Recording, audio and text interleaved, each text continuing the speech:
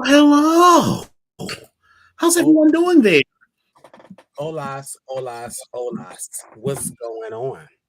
What's Home. crack-a-lacking? What's pop-a-locking? Let me put this on mute and do not disturb because this will be right when the kids want to be like, "Hey, girl, we haven't talked in like 6 weeks, so let's spend an hour catching up." So I'm like, "Yeah, girl, No. this Como estas?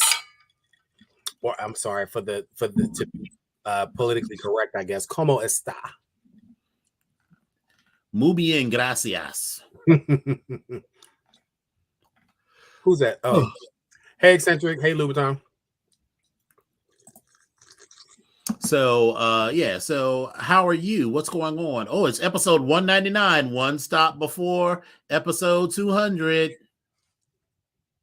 200 is coming next week. 200. So hey, it's been today's been a day. Mhm. I'm kind of glad that I was able to come home and have the comfort of Big Bessie on. Yes. I appreciate Big Bessie on evenings like this because it's also kind of cold outside.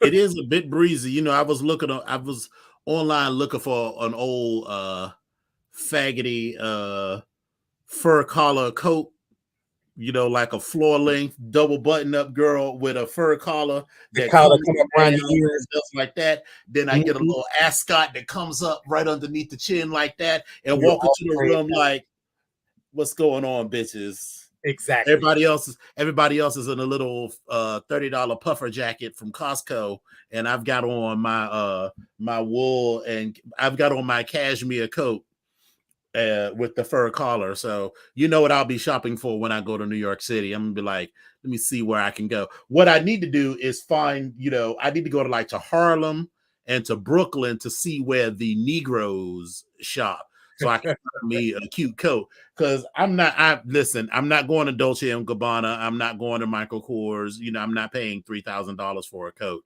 My Well, budget for this coat, I want a gaggy coat, but I'm not trying to gag over the prices.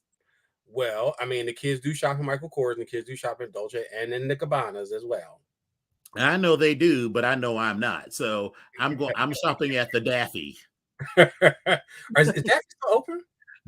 I think there is a Daffy again in New York City. I I mean, used need to, to double check. Let me go to the interwebs. yeah, I thought Daffy's was a cute little kick around. Daffy's was cute. Yeah, it reminded me of so for me, nothing will still beat TJ Maxx and also Filene's Basement when it first came out. I thought they were like amazing. You find a whole bunch of stuff in there. Um, but Daffy's kind of reminded me of John Wanamaker, Strawbridges and Clothier, as far as with the selection, but the prices of like uh TJ Maxx at clearance. And it was you would Mhm. just you find good shit there. But it was a process. And you had to be in Okay, the so it looks mood. like Daffy's is closed, but that's fine. I will be there. This is a business trip because I have a business meeting on Monday. So I'm going up on Saturday and coming back on Monday. So, and also Black Friday is payday. So that would be cute. Are you off on Friday? Yes, I am off on that Friday, but remember, I will not be here.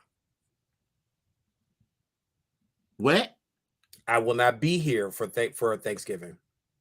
I know, but we're talking about the day after. Right, but I'll be in Pittsburgh. I thought it was just for the day. No. No, it's fine. I was just going to suggest we take, a cute, shopping trip. I feel like a trip to the outlets, first to Potomac Mills, and then we scooch on around the back way to Leesburg Premium Outlets. So Leesburg, Mm-hmm. I've already done Leesburg on the way I've back not done Leesburg in a long time, so I feel like I'm going to put on my good walking shoes on the and back get up like from early for a holiday, which is 10 o'clock. yeah, I came and back from Cambridge on that. That was mhm, I think that was Leesburg, or was that Queenstown? That was Leesburg. yeah. That was Leesburg. And So, well, you know what? I might, instead of Leesburg, I might do Hager's. Hagerstown is way up further. That's in the wrong direction. but I feel like, I don't know. I haven't been to Hagerstown in a minute, but I know Leesburg and Queenstown definitely gives you a good selection. Where's Queenstown? Ooh, Queenstown. It is in Virginia. Hold on. Queenstown outlets. It's in Queenstown, Maryland, but I'm trying to see where it is in the universe. South. It's like it's somewhere between 301 and 50. Oh, so yeah, that's not gonna happen. Yeah, because that's like going. You're all the way over here, Leesburg Premium Outlets. Then you got to go all the way back here, and then over the Bay Bridge to get to the Queenstown outlets. I know exactly where you're talking about. Yeah, that's not happening. So it'll probably be like Potomac Mills and Leesburg Premium Outlets for a cute little day shopping. I'll get my steps in, and we'll keep it cute. Yeah, it's Wait, is that's the outlet that I went to? That's Queenstown was the one I went to, and not Leesburg. Yeah, Queenstown is I'm looking at it right now. It's just across the bridge. Well, it's a little bit more than just, but it's across the Bay Bridge. Right. That is the outlet that I stopped in on my way back from Cambridge. Cambridge, Maryland is on the Eastern Shore? Yeah, it's over there. Oh, I didn't realize that's where it was. Yeah. So, but I had a good time. Well, a cute place to go shopping. Have you ever been to what's the outlets that's in New Jersey? Secaucus. No, not those. Shit. It's in New Jersey, but it's like not near it's not far, it's like near Newark, near the airport and all of that. The only one I can think of is the one up in Secaucus. I mean, there may be some other ones, but that's the first one that's coming to my mind. I'm gonna say New Jersey Outlet Mall. Hey, Bougie. Yes, we did say shopping. We did say shopping. The Mills, Jersey Gardens. Jersey Gardens is very gaggy. I don't think I've ever been to Jersey Gardens. It's huge, baby. You will be in there for hours. So is she giving you like an Arundel Mills? She's giving you Arundel Mills, but like 3 times the size. Okay, I could do that. There's no way. It's in Elizabeth, New Jersey. Yeah, but the thing is that if I was to go there, I'd have to take the path as far as I can go and then Uber out there, or find somebody who's interested in taking a shopping trip out there. Because if I'm taking the train into New York City, Now, the only other thing that I'm not going to do that, because I was going to say, when I come back on that Saturday, I can just kind of ride up there. I'm not doing that because I don't even like to drive. The drive to Pittsburgh is enough. Then I got to ride back and then go north up. No, I'm not doing that. To New Jersey? Yeah.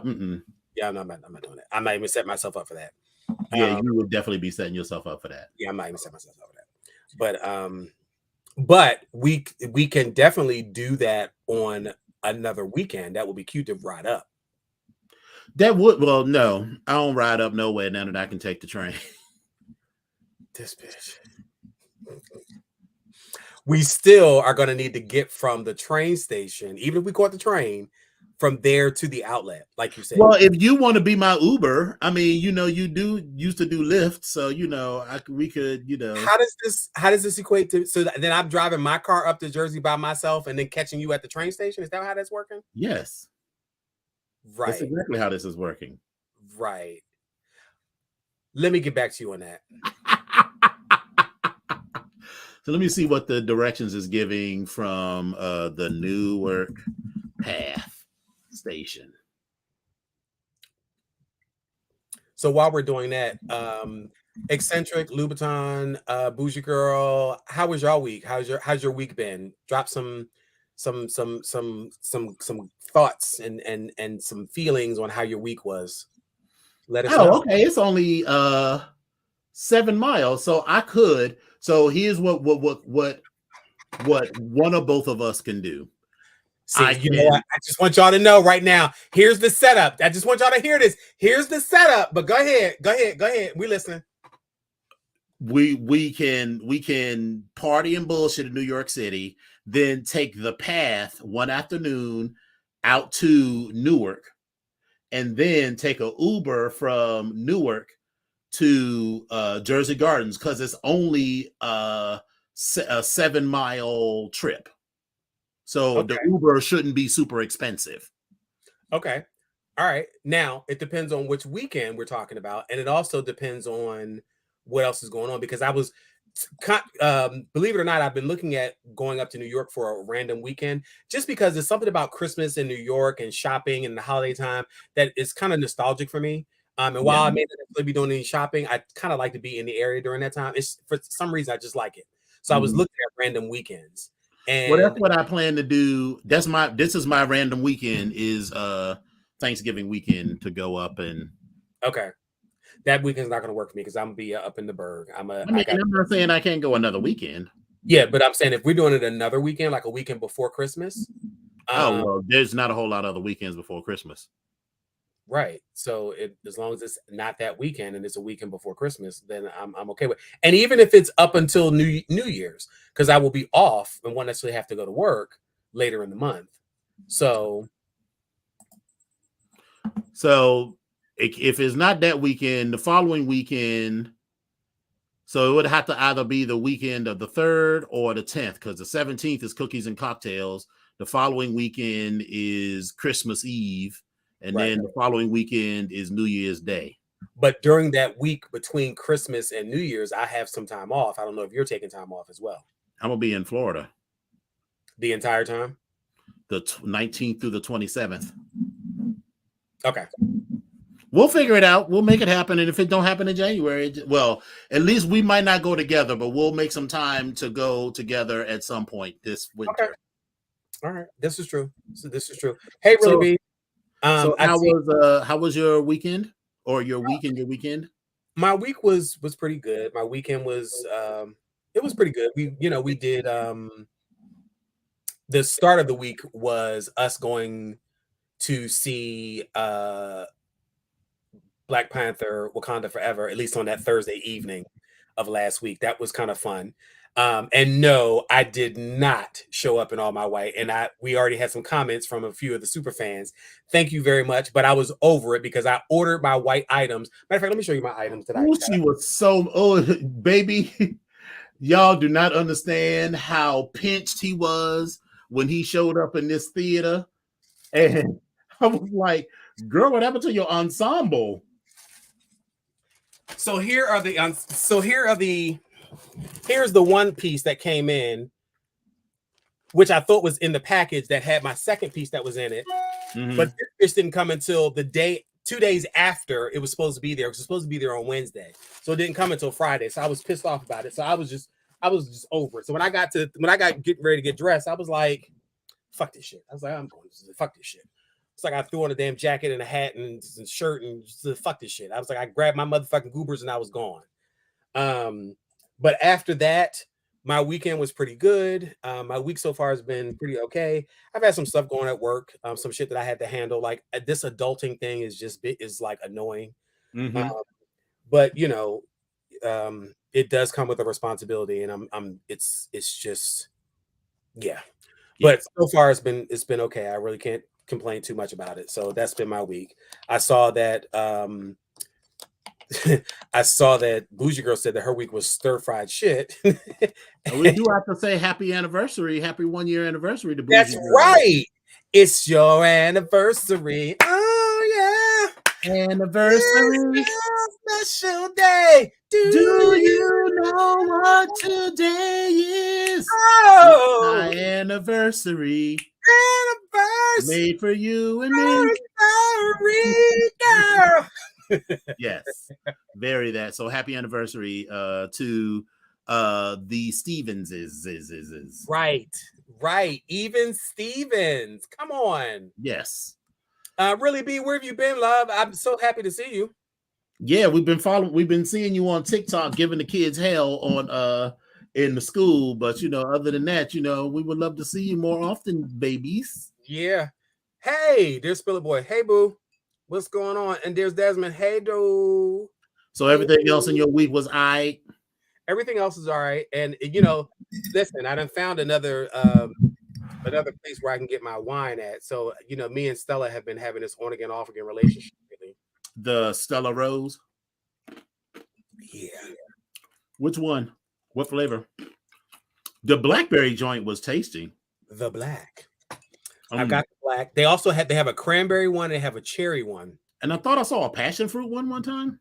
I don't know. I haven't seen that one, but they definitely have the black. They have a black cherry, which I wouldn't recommend because it's not only does it taste, the tart is okay, but it tastes a little sour.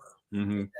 You know that Stella Rose ain't nothing but bougie Arbor Mist. I was an Arbor Mist fan, so so I'm good. You're not offended by that comparison. I'm not offended by those comparisons because I was definitely an Arbor Mist, and if it was the strawberry kiwi strawberry one or whatever, yeah, that's the one I got. Excellent. So, but yeah, it was definitely good. So I'm going to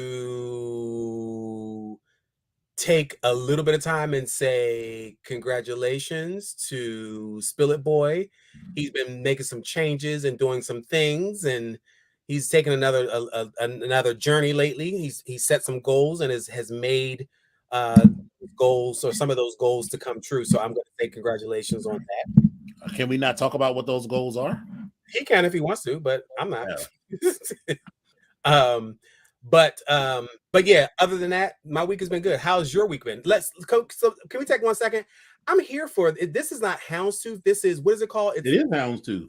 No, there's another name for it when it's a bigger, instead of houndstooth, it's called, it's like houndstooth and then like dogtooth or something, but it's something else. Yeah. But I do like this though. She's very warm because she's like fur. Yeah. Listen, best friend, this was the robe that you found, that last robe that you found someplace that you didn't want to pay that amount of money for. Not herringbone, it was something else. It was another bone. But when I finally walked in, I tried the bitch on, and it fell on me, and it was like poof. And I was like, this is too, and I started getting warm, and I started getting a little sleepy, and I was like, this is perfect. Mm-hmm. So that's why she came home with me. Hold on, I got something to show you real quick. I'm putting it on. Are you hiding from the camera? Because it doesn't seem like you're hiding. No, I wasn't trying to hide. I was just going to get it.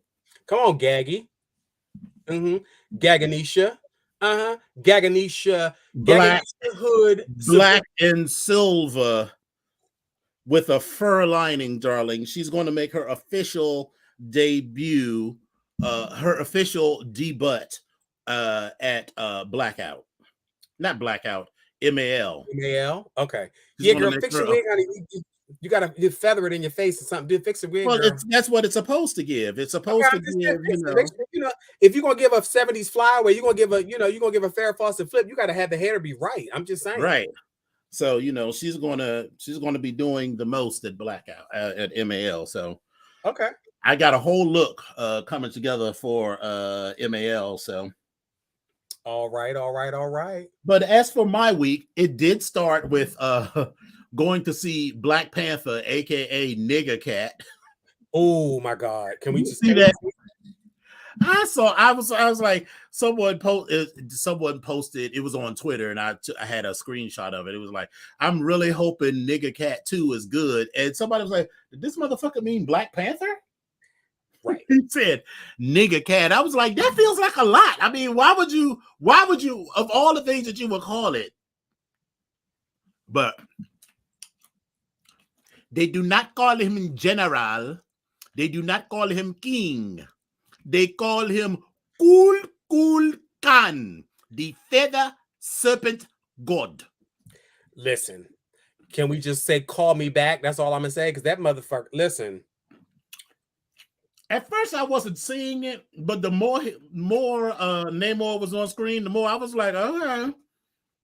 And then just like pictures of him, Tenoch Huerta, I think his name is. Baby, she's a sexy man. She's a pretty man. Oh, she's not pretty, but she's a very sexy man.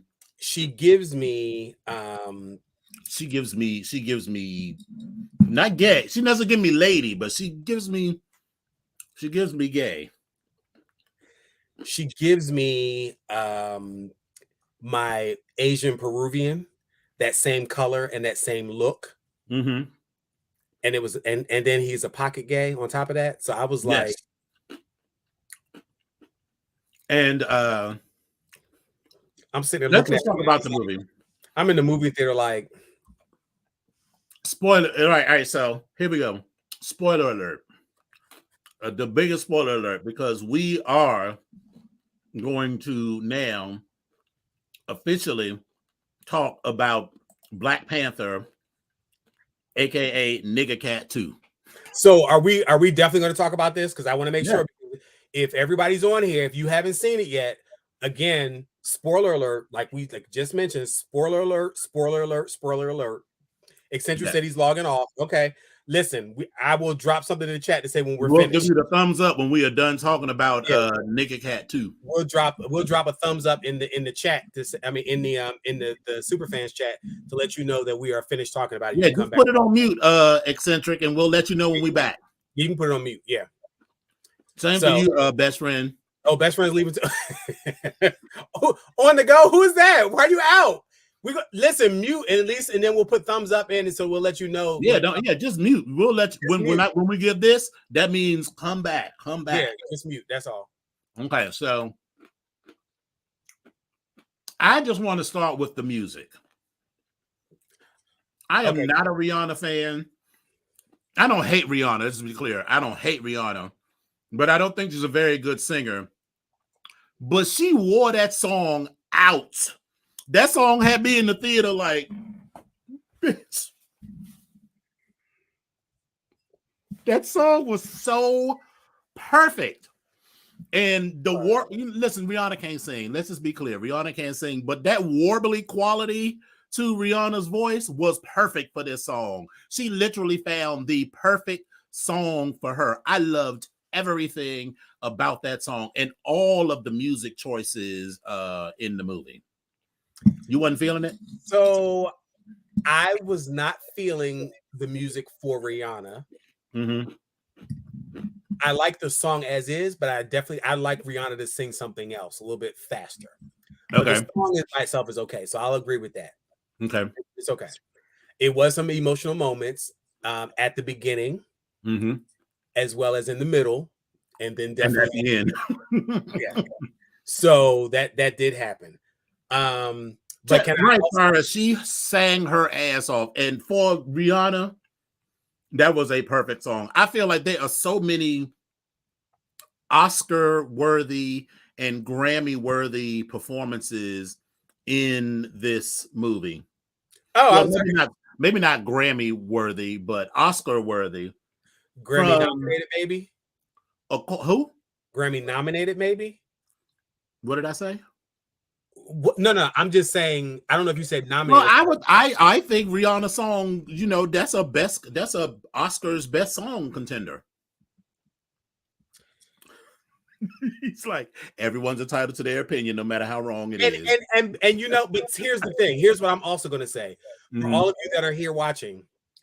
While I was here for the show, for the movie, I wanted to see it. I'm happy I did see it, but I will say, for me, I didn't like it as much as I liked the first one. I don't know if it's because of the fact that it was brand new. It was because it was new and exciting, the stuff that they were showing. You know what I mean? Like, I had no idea of how they were going to bring it together, but I liked the first movie better than I did the second. That doesn't mean the second one was bad, but I liked the first one. Yeah, I hear what you're saying. I definitely I tried to, because I've heard people say, well, the first one was better or the second one was better. I don't know. I'm not necessarily going to try to compare them. I will say that I love the shit out of both of them for different reasons. Spill It Boy, Rihanna's song played at the end over the credits and over the end scene and all of that. But I thought it played in the Oh, yeah, it was at the end. Okay. Yeah. It was. So I'm trying to see what else there was something else I wanted to talk about. I put a pin in the fact that I did watch all of Interview with the Vampire, so I'm prepared to talk about that. Did you watch American Horror Story? I let the record show that I never said. No. I asked you if you watched it. I was trying to get you to commit to watching it, but I just asked you if you had time since you I went did not. I did not. But I watched all the episodes and I'm prepared to talk about okay, that. so we'll go back to that. We'll go back to American. Okay, but again, so you think you got time to finish American Horror Story? Because I mean, it's only going to end shortly in a couple weeks. By next Wednesday, by the 200th episode, we will. You will have watched all of American Horror Story. Yes. Did y'all hear that? It's on record? Did y'all hear that? Oh, okay. That was the other thing I wanted to talk about. Okay. I'm making a list of other topics. All right, so back to the movie. The tribute in the beginning to Chadwick Boseman was beautiful. It fit perfectly in the movie so that it didn't feel like it wasn't like pandering to the audience. It felt natural to the story, and they didn't go into what happened to him in the movie. They just said he got something. Wait a minute, hold up. Spiller Boy, you didn't even so you didn't stay for the afterwards because there was a trailer afterwards that you should have seen. Did you not see that? Because you said it's a Marvel movie. You never leave until the credits finish rolling and the screen goes black and the lights come up. Yeah. But anyway, go ahead. I'm sorry. To the very end. But yeah, so I felt like the tribute to Chadwick Boseman and to the Black Panther was organic. You knew that it was a tribute to Chadwick Boseman, but within the context of the movie, it felt organic and it was beautiful.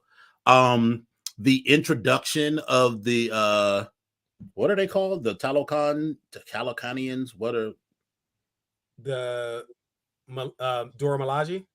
No, the Mesoamerican, the Hispanic. Okay. I can't remember what they were called as a people. So that's like the Wakandans, and the name of the city is Talocan, but I can't remember if they were called the Talocanians or whatever. Namor's people. I love that it's continuing a thread.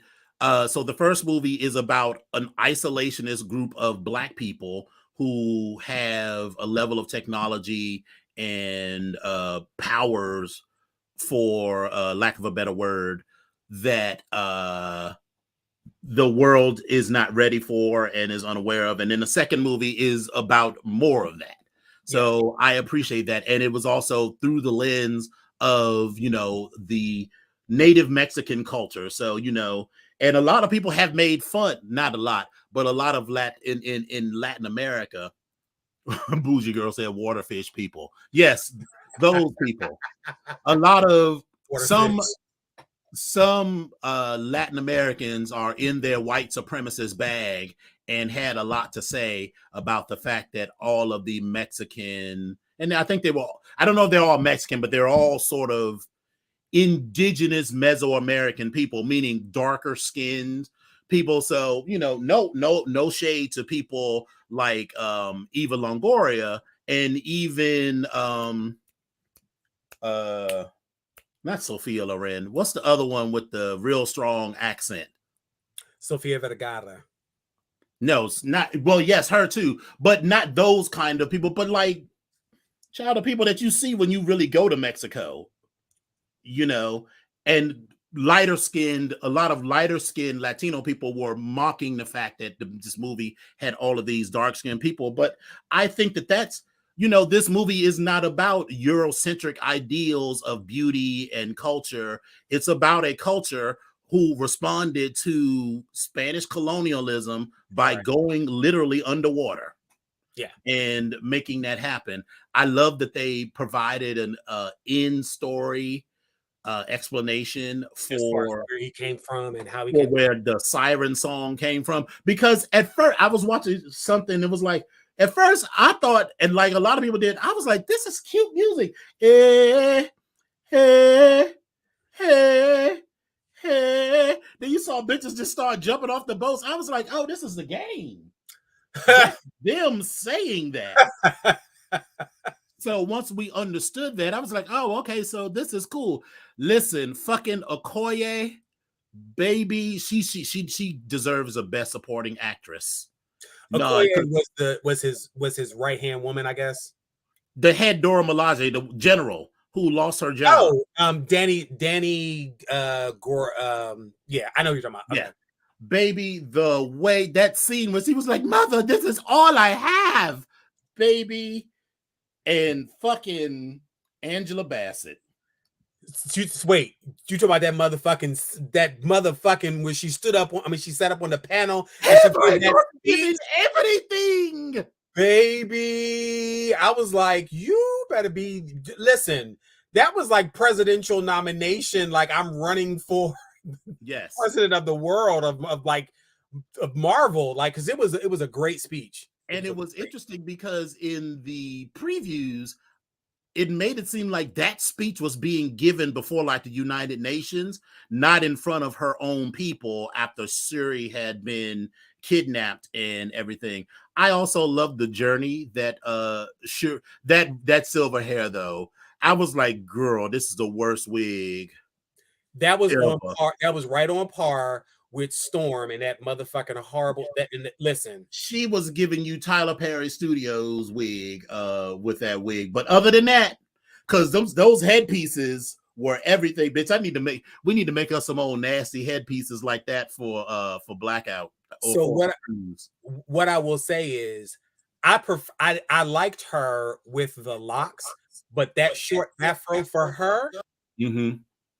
Yeah, because that was the locks looked organic. That short haircut looked like a terrible wig. It really was given very much of Tyler Perry. Mm-hmm. You know, I can't remember the dag name of the horrible movie, but yeah, it really was giving bad Tyler Perry hair. That's what it was giving. And Winston Duke, Big Sexy, was letting the kids have it. He was, but I feel like he just kind of. He didn't do it as much for me this time. Now, let me be clear. I wouldn't kick him out of bed, but he just didn't do as much. Something about him makes me think he's one of the girls. Could be. He. I mean, listen. He could just be a really nice person who seems to be in touch, not even in touch with his feminine side, but just not giving a fuck what other people think about whatever. But something about him is making. He's cute, but he doesn't really make me tingle in my intimacies. No, I don't get that. But what I do, he's one of the girls. But what I will say is, I would not be surprised if I went into the old nasty girl spot and I heard a column slide around and I happened to catch a glimpse and it was him back there doing something. I wouldn't be surprised. Yeah, very. So the visuals stunning. Shut up! Shut up! Shut up! Mbaku can get in my Baku. Oh God. Oh. But anyway, you were saying the visuals. The visuals were just stunning of Wakanda, you know, but we had seen Wakanda before, so we didn't really see anything about Wakanda that was new. But the visuals of Talokan, it felt real. It felt like a fully realized world. And I felt like, yeah, they were set up as the antagonists, but they were a fully fleshed out antagonist. And Black Panther 2, Nigga Cat 2 did a good job of doing what we did in the original Black Panther, which is set up a villain who is entirely sympathetic. Like, you wasn't like, damn, why is Namor doing that? You understood exactly why Namor was doing what he did, just like we understood exactly why Killmonger was doing what he did. And there was a case for like, yeah, if you don't bring that girl, then yeah, you got to die, because this world has already proven that they don't know how to act. Right. And once they get their hands on the vibranium, they will do, you know, old girl with the blue streak, played by Julia Louis-Dreyfus, already proved that they will do anything. They will destroy any culture, whatever they need to do to get their hands on that vibranium. They would destroy all of Talokan without a second fucking thought to get their hands on 5 ounces of vibranium. Absolutely. So you can understand exactly why he did that. But I feel like in the third Black Panther, because sure they've set it up to be that it's going to be a third back. But Shuri whooped his ass, and at the end, he was basically drawing pictures of her on the wall like a love-struck child. But So, you got that. I got that feeling when he was showing her around the city. oh yeah, definitely. Yeah. He's going to try to be like he's like a sadist, like a masochist. You know, he was like he sits home and jerks off to be like, baby, she beat the shit out of me and I can't wait for more of it. So I feel like that's going to be the thing, is because old girl that his cousin Namora was like, why did you let them go? He was like, well, because, and she's gonna be like, you's giving real bitch like right now. Yeah, she was like, I've looked forward to fighting with you all my life and so forth, and this is what you did. And I was like, but yeah, he's not gonna be happy about that. Very valid point with what he said and how he said it. He did. He was like, "There, the whole world is going to focus their anger on the Wakandans and leave us alone." Right. Because I think Shuri is going to be true to her word about not saying anything about the Thalokanians. Absolutely. I think she absolutely, I believe that wholeheartedly. She's not going to say anything. Yeah. What did you feel about the reveal at the end that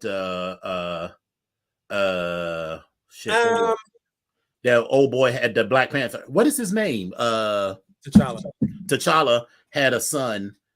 I assumed that in the beginning that was why she was gone all this time, was because they had a child. The reason that he was gone made a lot of sense, because as advanced as those people were, without a Black Panther, them hoes was lost. Yeah, they were lost. I mean, like, girl, y'all got all this advanced technology, and without y'all could be fine without this one dude or one person in this Black Panther suit. Yeah. So what's the name says, Treasure Spiller Boy says, I love old nasty love triangle, because he is what I'm thinking is that the love triangle is going to be Namor, Shuri, and M'Baku. Well, who was you thinking was the third going to be? So, yeah, I was thinking more like Namora, because Namora is cousin, that's his cousin. You just asked me what I feel. I'm just telling you this. Okay. That's just what I'm feeling.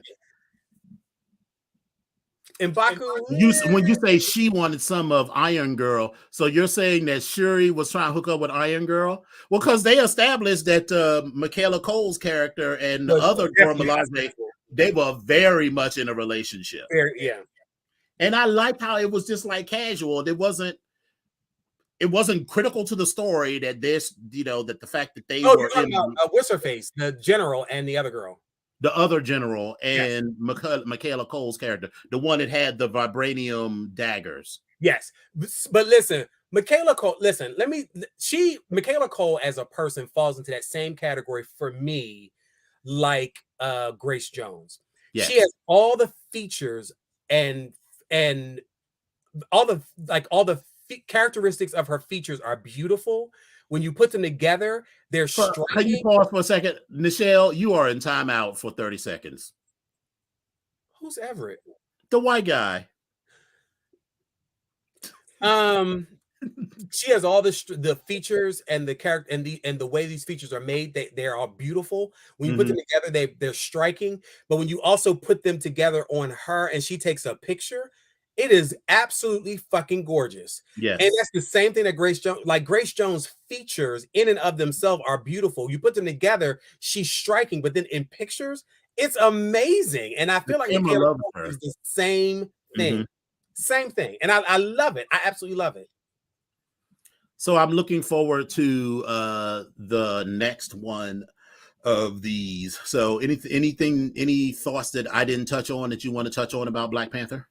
Nah, I also think that Shuri wasn't as good of a fighter, which was to be expected, but it was okay. It was, like I said, all in all, I like the first one better. This one wasn't bad. I just like the first one better. I honestly, I loved it, but I can't remember the name of the actress that plays Shuri. Letitia Wright, I think her name is. Yeah, she was okay in this role, but I don't think she's a good enough actress to carry a movie on her back. No, I don't think she is. She wasn't terrible because No. she was surrounded by really good people. Namor, Angela Bassett's character, Danny, blah blah blah, Lupita, so she's surrounded, and even Michael B. Jordan, so she's surrounded by great people. So like an average actor or actress surrounded by great people can give a great performance. And it wasn't even that she was very slim, because that girl weighs like 100 pounds soaking wet holding a brick. But right. But it was that she just doesn't have, she didn't eat the screen up like Angela Bassett eats the screen. So first of all, we can't compare too many people to Angela Bassett. Let's start right there. I mean, even Lupita Nyong'o, like the scenes that she was in, Lupita eats the screen. She holds her own. Right. But when you put Angela Bassett in any scene, your attention is going to be drawn to her, especially if she's talking and it's emotion involved. Eyes right on her. Yes. I even think that General Okoye, if there had been some scenario where General Okoye was forced to become the Black Panther, can you imagine that bad bitch as the Black Panther? Because she's already fierce with just that vibranium spear. Imagine adding the power of the Black. Oh, baby. She was like, but dude was like, warrior! And she was like, what's up? What's up, nigga? She was like, I'm back, bitch. What's up? Look, she was like, we can get down. She was like, yeah. She's like, bitch, we go. She said, oh no, I'm going to kill you next time I see you. Right. What? She was like, oh yeah, we can. She's like, we can get down. Right. She's like, we can make this happen all the way, baby. And listen, that was I enjoyed that part. Their fighting was good. I was like, at first I was like, oh damn, he's gonna fuck her up. Then I was like, no, she's holding all her own. Yeah, she was like, yeah, no. He did fuck her up. He did fuck her up a little bit, but he also got fucked up. He did get fucked up, but I'm just saying he got one in, but she was like, all right, with yes, her how clean makeover. Was the general in that catsuit and blazer with her Fenty makeover? Oh, she was giving, but they kept talking about her ashy forehead. But she was clean up. It gave me the feeling of like a baby predator or like a adult human hybrid of what's the little Martian's name with the Hawaiian girl. He was an alien, the blue with the ears. What's his name? Marvin the Martian? No. Disney character. He didn't really make noise. He didn't speak. He just made noises like, nah. I can't remember what his name is. He's a I can't remember him either. Yeah, he's a blue character that Disney had. He's an alien, and he was trying to get back home. And the little Hawaiian girl was his best friend. But that's the Moana? No, I know what you're talking about. Yes, I know what you're talking about. Kozu? No, not Kazoo. Not Kazoo. Not Kazoo, because Kazoo had green with the helmet. I know what you're talking about. I didn't realize that character was Martian. It was a Martian. I thought he was. He was a Martian from. I don't know. I've never seen that cartoon. So, but yeah. But my point is just that Letitia Wright, she's a fine actress, but that was a lot to ask her to carry all of the emotional weight of the movie. Then she did a fine job. That's his name. Stitch, yes. Lilo and Stitch. Yeah. Yes. But yeah, I just didn't, it's fine. So if that's my only criticism, that it was an okay actress surrounded by really great actors and actresses. So she vibed off of them good. But overall, it was an enthusiastic Zorro snap. So for me, I'm just going to give it a smile. Okay. All right. So y'all can come back now. Come on back. Best friend on the go. I just put some thumbs up in the chat. Okay. In the Superfans chat. Okay. And then I'll post it here. Okay. We are done talking about Black Panther. All right. So I did you watch Savage Fenty? Of course I did. So this also for me, while I was excited about some of the people in it, Some. it was not as groundbreaking as the other Not three. at all. I was whelmed at Yeah, best. the other three were amazing. Now, I Yeah, will also pick apart that the dancing, like all three of them, these motherfucking dancers were dancing their asses off. Mhm. That I can say. My favorite part was the segment where their ponytails were connected That was cute. to one another. That was my favorite dancing part. But the whole thing, I was like, can y'all turn the lights up a little bit? It's a Yeah, it little was. dark in this. The We, whole thing was dark. we're a And little old. We're a little old. We're a little old. It's okay. no, It's all right. girl, no, the lighting I'm in not. that No, club I'm was not discounting. I'm not dark. saying it wasn't dark, but bitch, we're a little old. Because listen, I'm like, can you turn that up a little bit? I can't hear. What the fuck? Listen, I will claim it because it was dark for me too. And bitch, I had all the light on. I was like, bitch, what is going on? What the fuck? Right. And I just felt like some of the we won't rehash what I said about her clothes because very few of the ensembles made me want to go to Savage Fenty website and find them. And then like I was excited. I was like, oh, okay. So Taraji P. Henson is going to be in this. And Taraji has a interesting build. Like her midsection is like rounded out, and it made her look weird to me. And I was like, Taraji, what is going on? I don't yeah, know. eccentric. Nah, baby, that shit was dark. It was dark to me. And a couple of the songs was cute. There was this one cute song that they played at the end that I have been trying to find. You mean with And the whole Janet Jackson montage? no, that was cute too. But there was a song called Baile de Foba. It was that was real cute. That was near the end of the show that Okay. have been trying to find. The Janet Jackson montage was cute too. So I didn't dislike it, but I was just like, eh.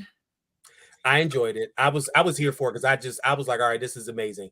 And so Miss Fenty was talking about how she wants Beyonce in one of her future shows. So that'll be interesting if she can pull it off.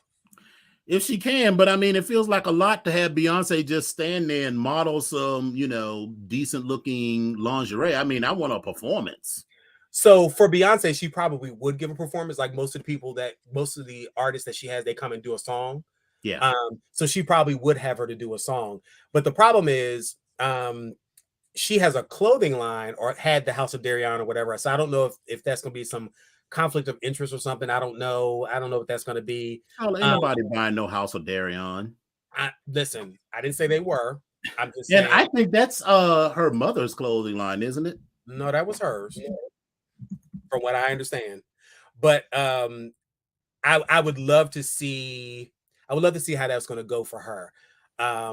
And then I appreciate the fact that Johnny Depp showed up. Didn't really do a whole bunch, but I mean, he showed up. Shirley Ralph, Taraji. I appreciate some of the dancers because what's his face? I cannot remember his name. Is it Derek or is it? I think his name is Derek. The big boy that was dancing in front of the girls that was shaking. Yes. He he's been in at least 2 of them or 3 of them. But he's Yeah. he definitely has a presence. I know who you're talking about. Yeah, he was cute. Yeah. But this show went fat. Maxwell didn't really blow my hair back either. No, he did not. Yeah. So this show was so and far. There was the one it's cute, the worst.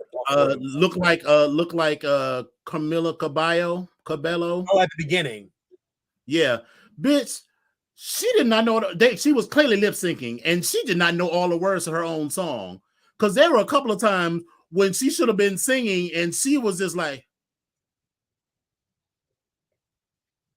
she wasn't even giving you watermelon, watermelon, watermelon, watermelon. She was just like, I don't know, girl. I don't know. So I'm like, girl, it's your song, honey. So I don't know. but I it don't know. was cute. So it was something to do for an hour or so. Last thing I want to talk about is so today I was at the, child, I don't go nowhere or go nowhere in DC because we had to do this. We did a tour of this innovation center, and they said, "Oh, it's at the Capital One Arena." I was like, "Where the fuck is that?" Oh my God, Bitch. And then when I looked it up, I was like, "You mean the Verizon Center?" God. Because sometimes, I mean, I have not been actually. I don't really go down that way too often, so I don't know how long it's been It the was also called what was that damn MCI Center. MCI Center, and then it was called something else before then. Yeah, but I mean, I remember it being it was a Verizon Center for like at least a decade. But anyway, so we went, and before we went, there's a Compass Coffee across the street from it. That's where we were all supposed to meet. And so I was like, let me get this little mocha.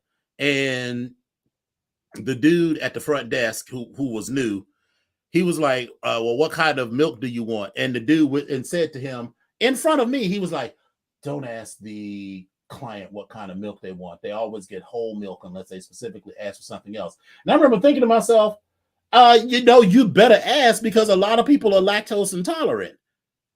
Well, I gulp down this tasty little, it was very strong. It was one of those, because mocha is made with espresso. It was like gave me like a little bit of a nausea for like 30 seconds because it was so strong. So anyway, we're in this innovation thing sitting around there, and all of a sudden my body is like, you need to go to the bathroom. And I'm like, girl, we are in the middle of this presentation. We'll be okay. 10 minutes later, you need to go to the bathroom. All right, girl, just we'll be wrapping it up in 10 minutes. And then like 15 minutes later, he was like, bitch, get your ass up and go to the bathroom right now. And I'm in the bathroom, and I was like, this bitch put whole milk in my motherfucking coffee. And I was trying to, like, how I didn't want the girls to know I was in the bathroom blowing it up. So, because no, it wasn't like anyone was there. But if I had been gone too long, it was like, damn, what the fuck are you doing in the bathroom all that time? And then like, damn, he must be blowing that bitch up. And so I tried to make it happen real quick. But anyway, so that was my last little thing. It's like that whole put real milk in my motherfucking coffee. So I'm never going to go there again. Well, it's so funny you say that because it got cold in the building today, and my deputy director had told us. She said, on this side of the building, these offices do get cold. So I'm sitting in my office. I'm like, my hands is off. I'm like, what the hell? What is going on? Then I was like, let me get up and go get something hot. So I go down to go get me a white hot chocolate. They were closed. I had to walk over to another place. And when I got there, I was like, I want the white hot chocolate. And he was like, we only have soy or coconut milk. And I was like, bitch. Y'all couldn't even have like a skim milk or something. You don't even got like no almond milk or nothing? Like something. And they were just like, we have soy and coconut. And I was like, give me a hot tea instead. I was mad about that. Yeah. But it is what it is. But that white hot chocolate might be the move for the winter for me because it's really good. I was looking, and I still have. Remember when I made that red wine hot chocolate for cookies and cocktails one year? Oh yeah, that was like 2 years ago, I think. I feel like that. I still got some packets of hot chocolate, so I feel like that's gonna make a brief return for cookies and cocktails to get rid of the hot chocolate. Okay. I'm not gonna make like a huge thing of it, but I feel like I'm gonna make like a carafe of it, and then once that's gone, it's gone. It's gone. Yeah. That's it. We're not doing a whole bunch of that. Yeah. Right.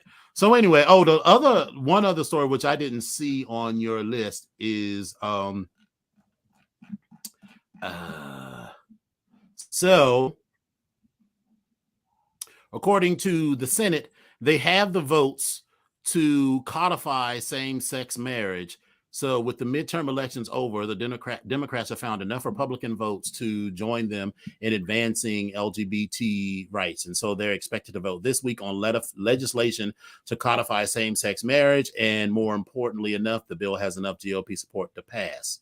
A bipartisan group of senators has been trying for months to pass a marriage equality bill to protect same-sex and interracial relationships.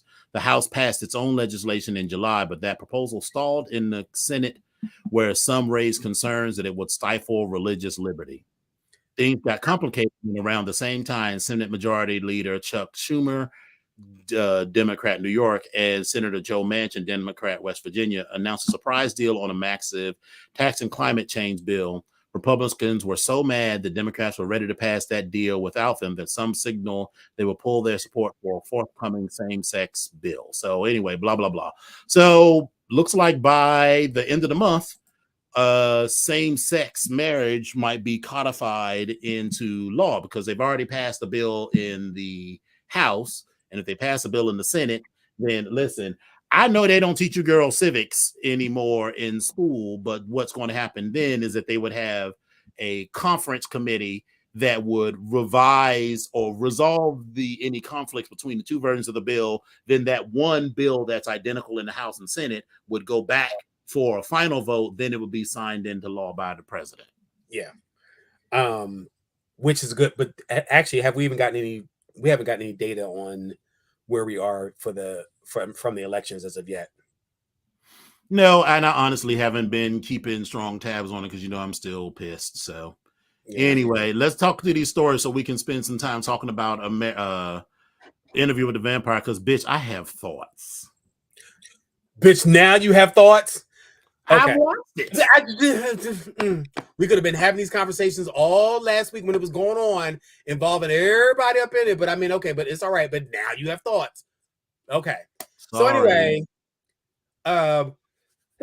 excuse me. So Nick Cannon has been in the news lately because he has a whole tribe of kids. He's building a whole starting squad for an NBA team. So he got a starting squad plus a backup. Right.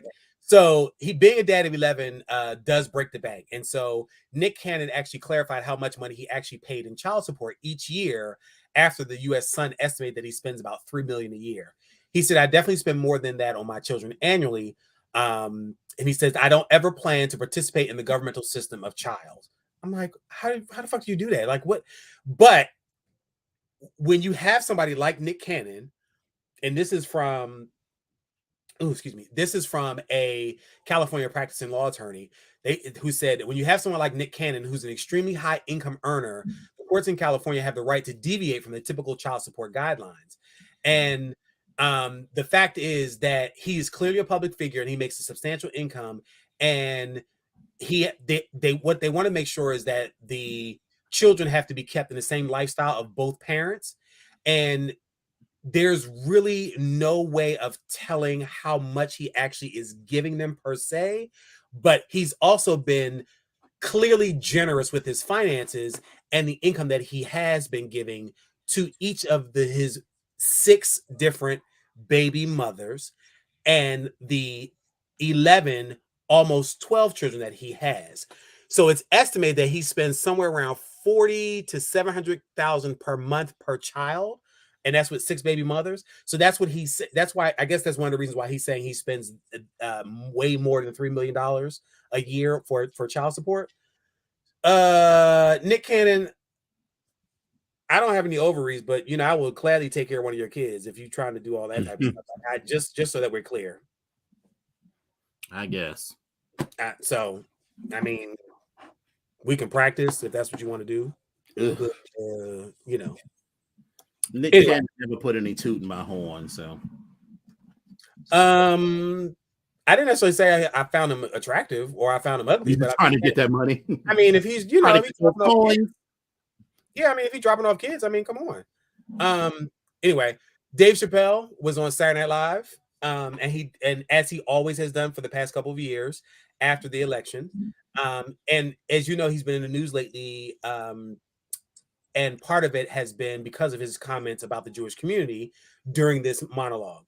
Now, he addressed the firestorm around Kanye West, who has made some very disparaging, I shouldn't say disparaging, but has made some very uncomfortable remarks about people. And I guess they were disparaging, but he just said some shit out of his mouth he shouldn't say. So we'll just leave it at that. But Chappelle, in his monologue, he started the show and he said, I denounce anti-Semitism and in all its forms, and I stand with my friends in the Jewish community. And then he also went on to say, and that, Kanye, is how you buy yourself some time. It's like, what?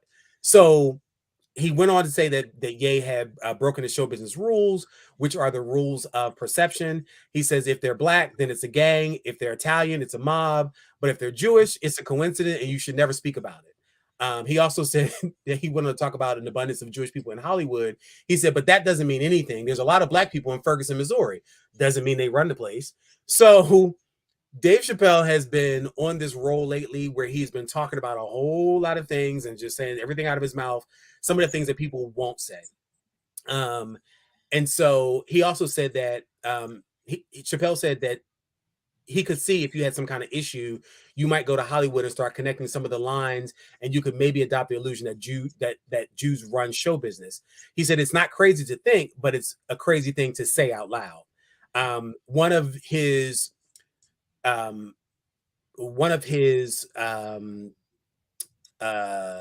a writer said this about Dave Chappelle.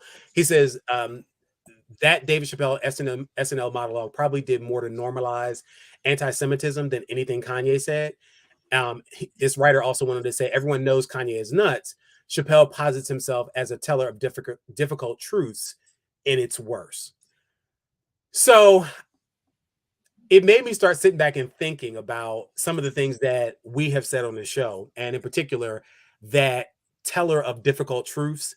That made me think about some of the stuff that you say a lot of the times when you say, I tell, how do you put it? I tell necessary truths, or I can't remember yes. Mm-hmm. Yeah, but it just made me think about that. And so and the reason why I put this article in here, because I'm sitting here thinking, like, I think that, right or wrong, I think that these are all comments and things that Dave Chappelle made into jokes, but I think that they were things that many people have thought about, and that's what made it interesting, funny to some, controversial to many, and whether it's a truth or not, it was something that was said and that was put out there, and now people are still talking about it.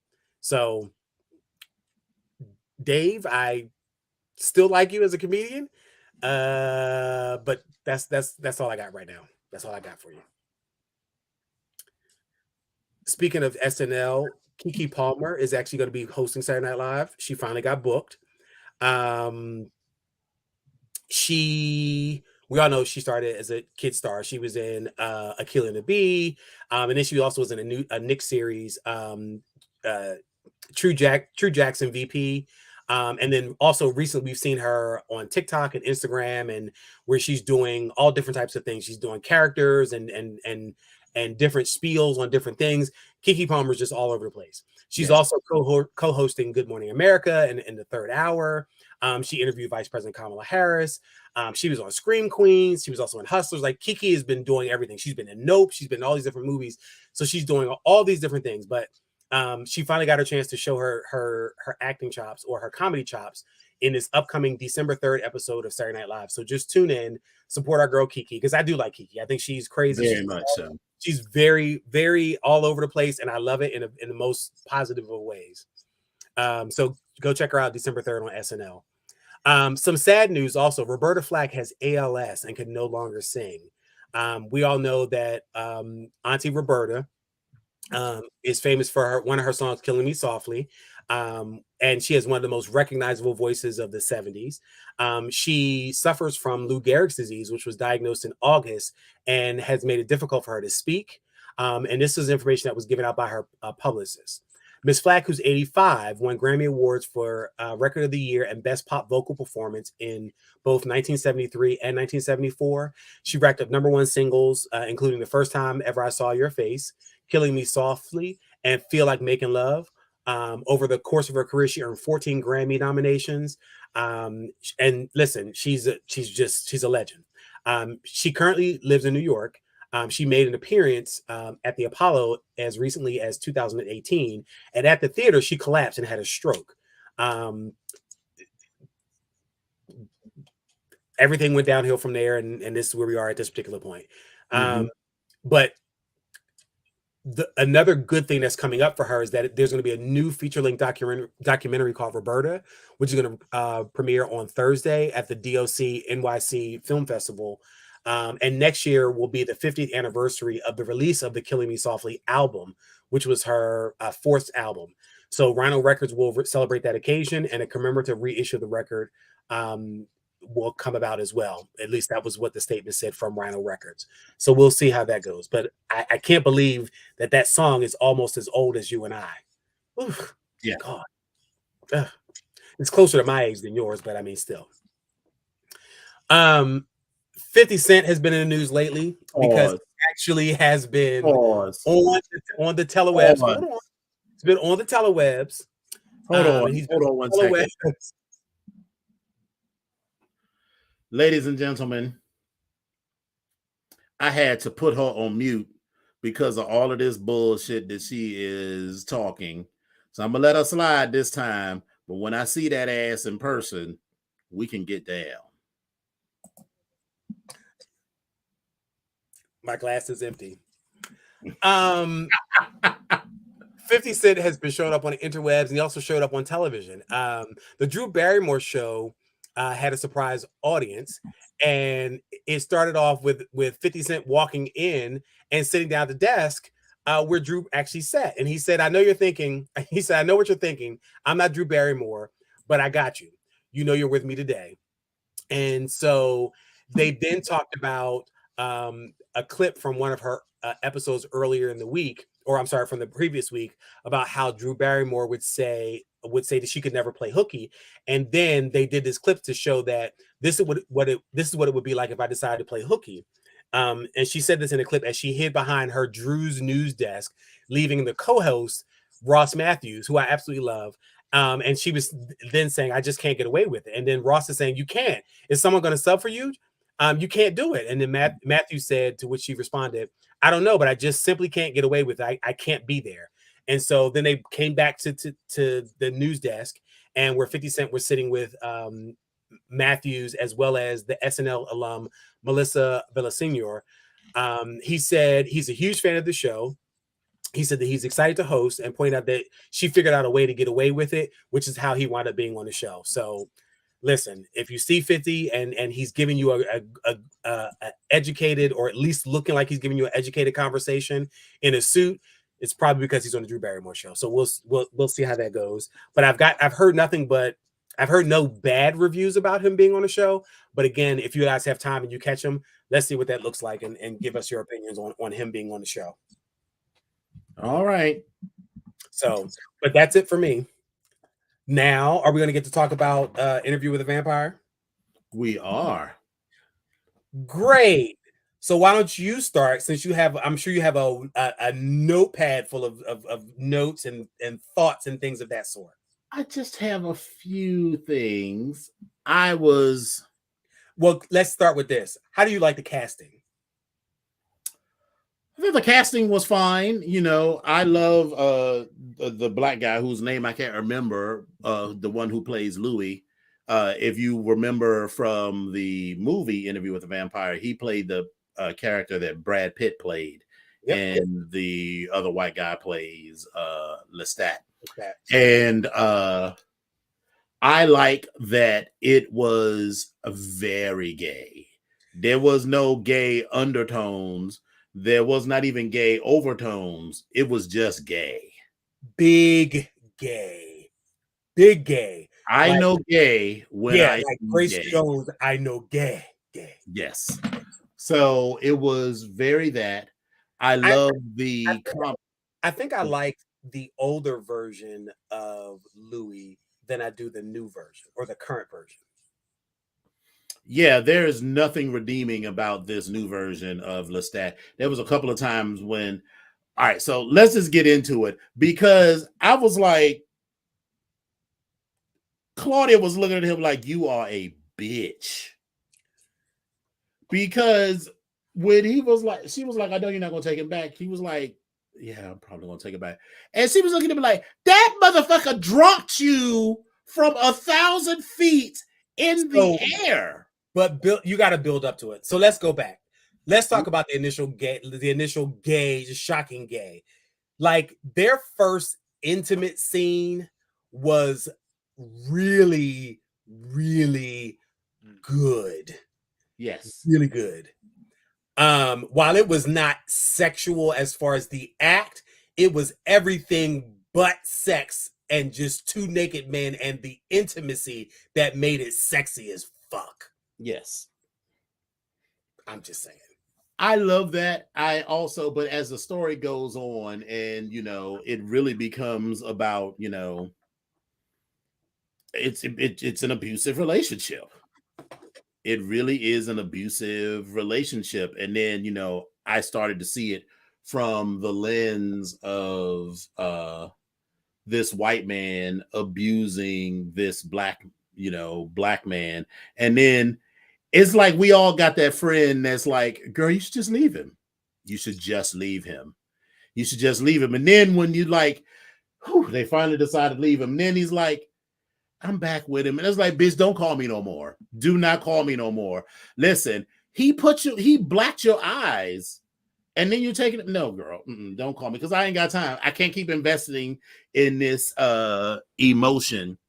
And listen, Claudia is the motherfucking MVP because I knew it. I already knew when they were plotting and planning. I was like, let's not know what's going on. But I was like, Claudia, she got that Mick for his ass. You knew Claudia was on some shit because she was clearly letting Lestat win.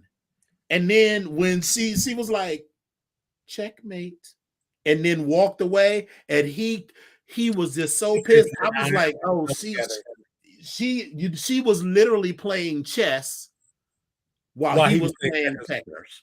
Yep. Yeah, so I love that. And I loved how Claudia got him all the way together at the end. An old girl that he turned into a vampire. She's like, bitch, you ain't nobody. I got you all the way together. And then I love how the writer was like, something about this story don't add up. Because she wasn't looking at these logs, it's like she wasn't talking to you like 5 years. So, well, maybe what had happened was, because that was my thing. That is always my thing in these movies when they like gang up and they kill the murderer or whoever is the antagonist.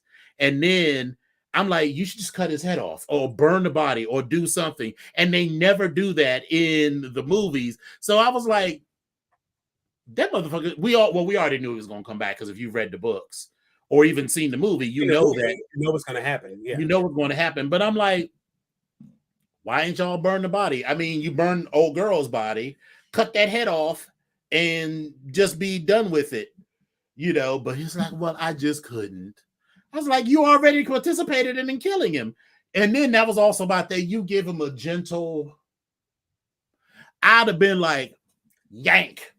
And I would have peeled his whole throat back and got him all the way together, so it was an unexpected deep dive into an abusive relationship. And we as gay men know lots of gay men who are in, maybe they're not all vampires, but we know men who are in abusive relationships with other men, and we know women who are in abusive relationships with other women and other men.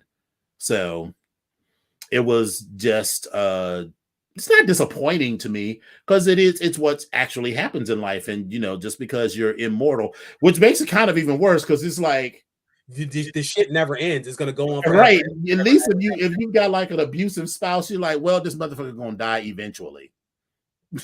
But they ain't gonna die. No, I was not interested in exactly seeing.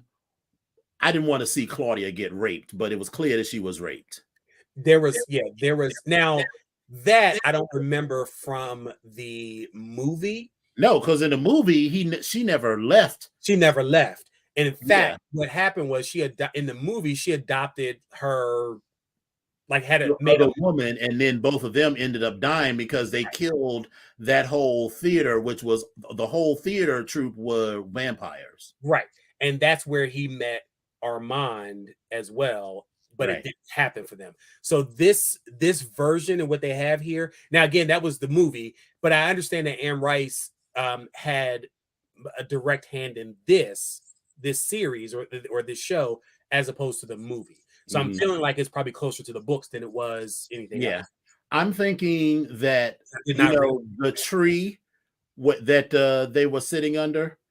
I think Claudia's dead in 2022, and that tree has something to do with her death. Like she killed, and they took her ashes and mixed it in with the soil, and this is where this tree is in that space.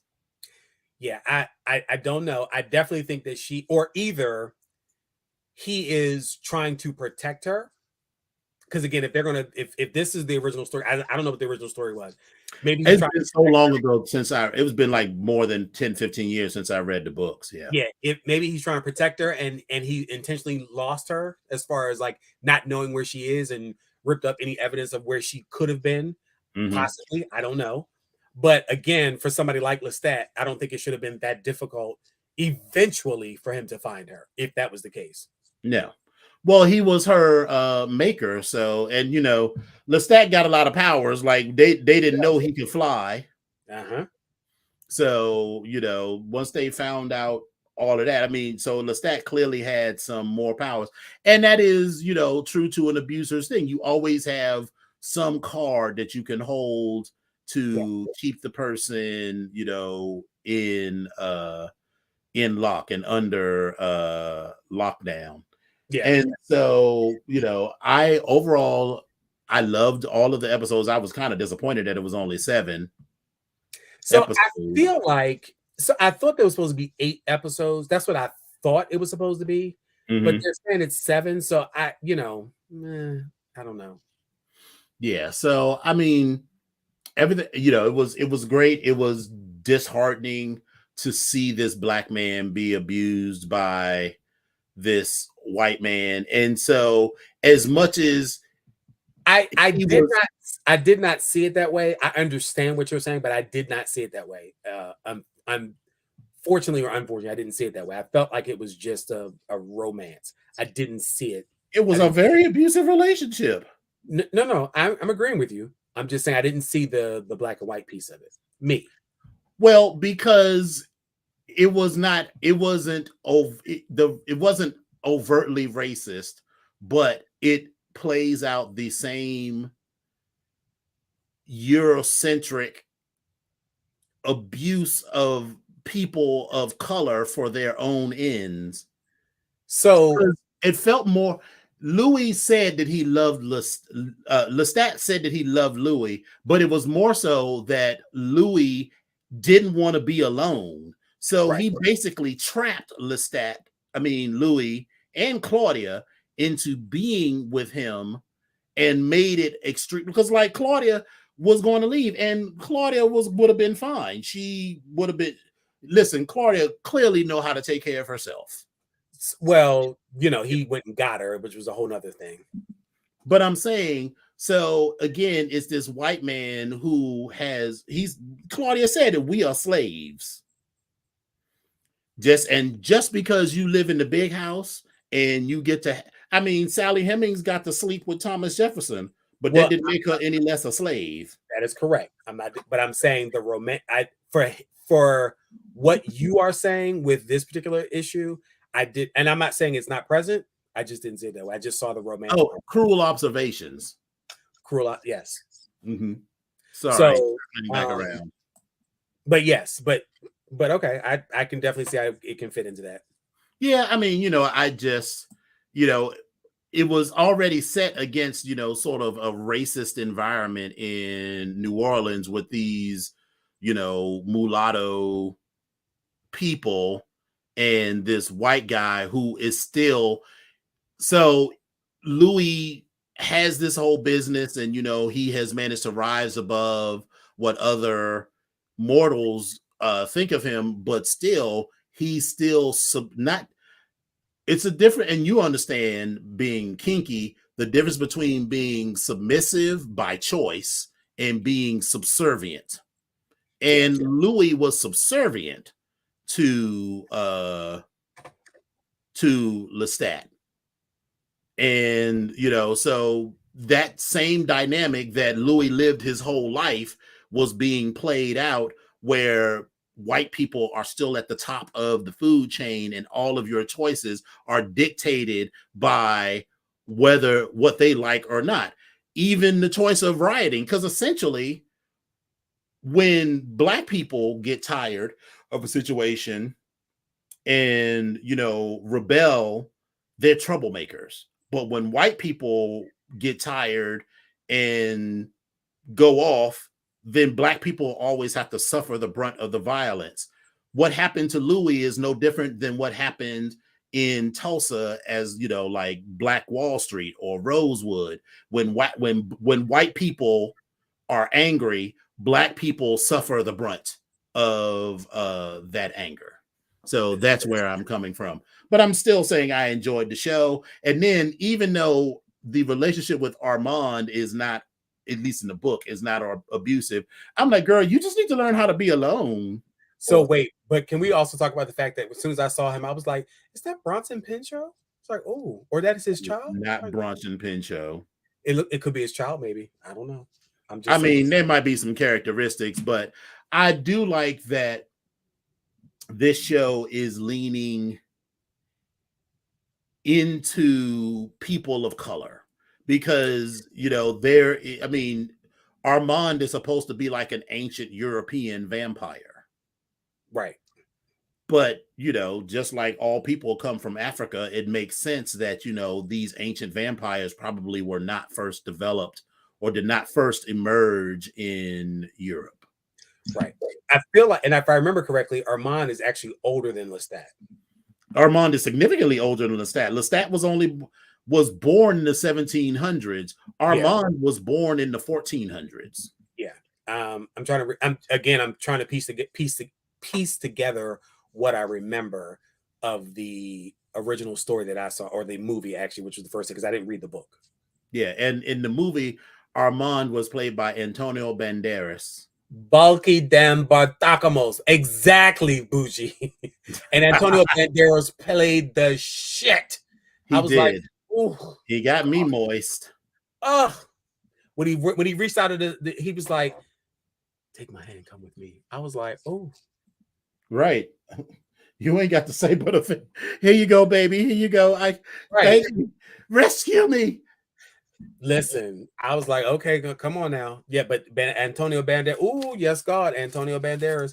Even when his ass showed up in that damn Madonna video years ago, I said, you sexy motherfucker, you. God, but if you remember in the movie, at some point, Louis ended up coming back to America because he got bored of just hanging around with Armand. Which was how Lestat came back into the picture.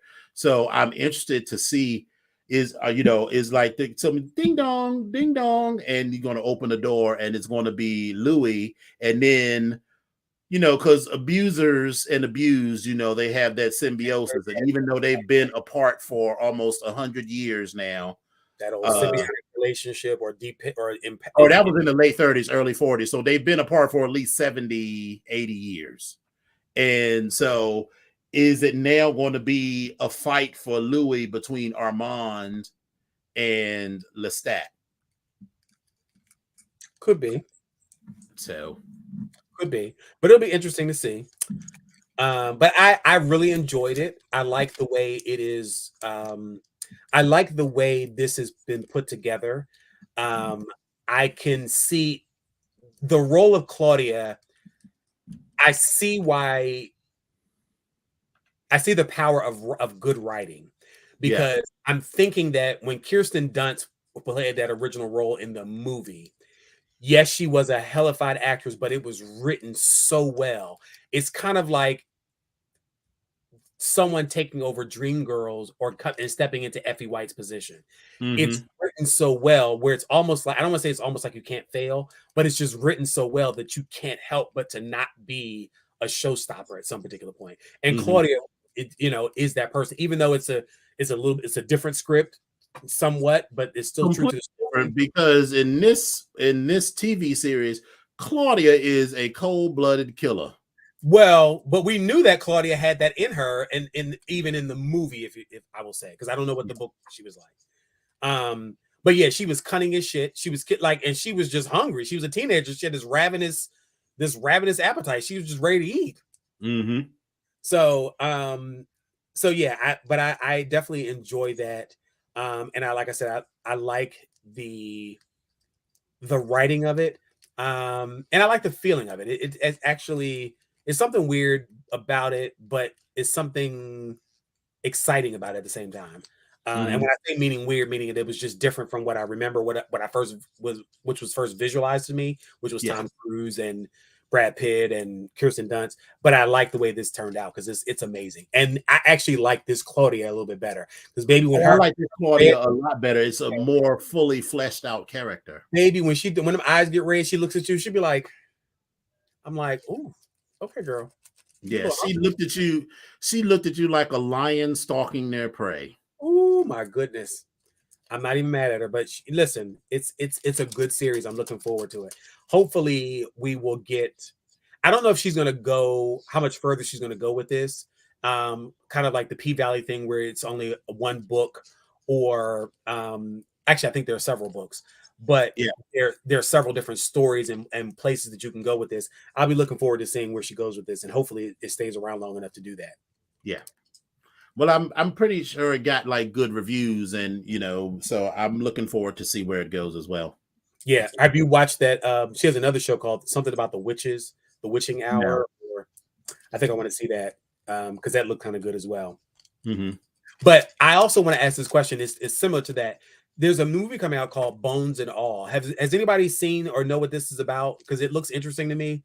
I'm here for the horror movies and the like. But Bones and All. Anybody know about this movie? I'd be interested because I think it's on my list of things I want to see. Anybody have anything to add on that or know about that? Hey, Legionnaire, I didn't even see you in there. Yeah, I'm me and horror. I don't do, I don't like scary movies. Oh, boo boo, I'm right there. So I guess we can't talk about American Horror Story. We have to talk about that next weekend. So okay. Yes. Well, all right, kids. Let's get into this beautiful bean footage.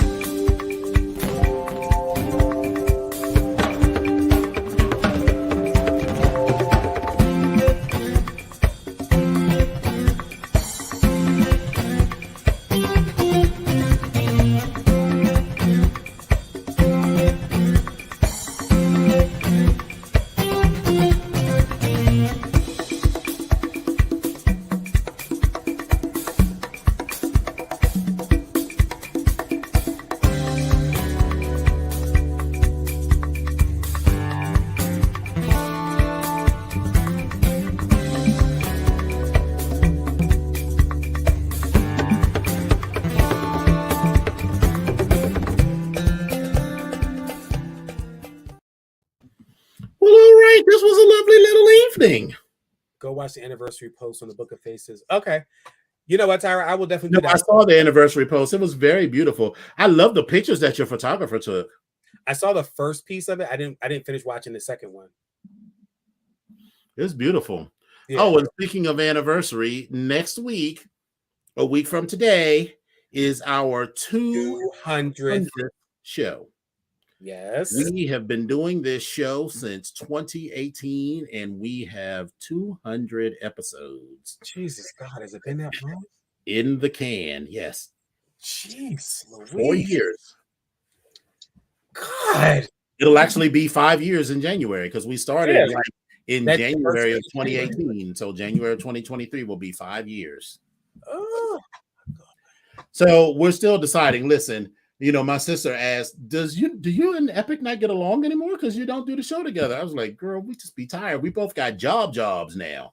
Ciao. So we be tired. So we'll see. We might it might be virtual next week. It might be in person. We'll let y'all know for the people that live locally if we're going to do something, because I'm just might not be up to hosting a ton of people in the house. I really am looking forward to Thanksgiving weekend with a low-key weekend of doing nothing in New York City. So but either way, whether it's going to be here, meaning on virtual, or live with a studio audience, what we might do, we might invite the super fans to be one of the squares, because we can have up to 10 squares. They can do that. So Legionnaire, Bougie Girl, Eccentric, yeah, Desmond, yeah. So we're gonna put you all in the screen. That's what we'll do. That way we ain't got to worry about it, but everybody got to wear their best onesie. So that means I got to put on something other than this. No, well, wear whatever you like, because this one, I got a little something for the kids. So, I've been drinking too much. Your wine. tongue is black. I know, from this wine. Wow. I'm gonna get ready. So I'm excited about the 200th episode, which will also be simulcast live on the Book of Faces for at least the first part. Yeah, so we're going to maybe not do the whole show, but it'll be part of it. So please like, share, and subscribe. And there'll be a post coming out this weekend talking about our 200th show. And we'll confirm who's available to be one of the squares. So we will talk about that soon. Well, thank you, Joshua. I'm glad that you've been able to access some of the old shows, and I'm glad you enjoyed it. I know, right? We really do appreciate that. Yeah. Oh, Bougie, we didn't say who doesn't have a onesie, because we already know you got a couple. Listen, you are my moo inspiration. So you are my Mamu inspiration, I should say, because when you came through with your hobo chic Mew moo, baby, I was in for it. And you had a matching ensemble going on that was given very much, it added to the hobo chic around the head. Oh, I'm here for it. Mm-hmm. Yeah, we talked about it. So, and it's Great Lakes, Onyx Great Lakes anniversary this coming weekend. So that's going to be fun. We look forward to pictures from that. Oh, yes. So did we talk about the congratulations of being in order for World Bear, International Rubber? We talked about that last week as well. I don't think we mentioned it now. Oh, well, congratulations to Pussycat for becoming Mr. International Rubber. Was that last week? Yeah, last week. It was last week. Congratulations to Buddha, who took Mr. World Bear. And before that as well. Who else am I missing? I feel like there was somebody else that took a title. That's all. No. Mr. Hideaway, down in Euphonious, Texas. Euphonious, congratulations. I feel like there's somebody else I'm missing, but that's all I can remember right now. So congratulations to those brothers. And I think that's really about the Hidden Door. That's what it is. I hope I said Hidden Door. Yeah, Mr. Hidden Door. What else? I think that's about it. Yes. Yeah. Okay. Well, anyway, as we say every week, thank you so much for taking the time to be with us, because you could have been anywhere. We're glad you came and spend it with us. We are looking forward to our 200th show next week. We're going to need you to have on your best, whatever it is that you're going to wear next week. It'll probably be a onesie ensemble for us, or a Mew Moo special, possibly. We'll see. I'm giving you my best Gordon Gartrell. We'll see. I'll see we'll see. We'll see what comes out. I might feel real festive, but we'll see. Well, excellent. In that case, we'll say thank you all for coming out. God bless you and good night. No. We going.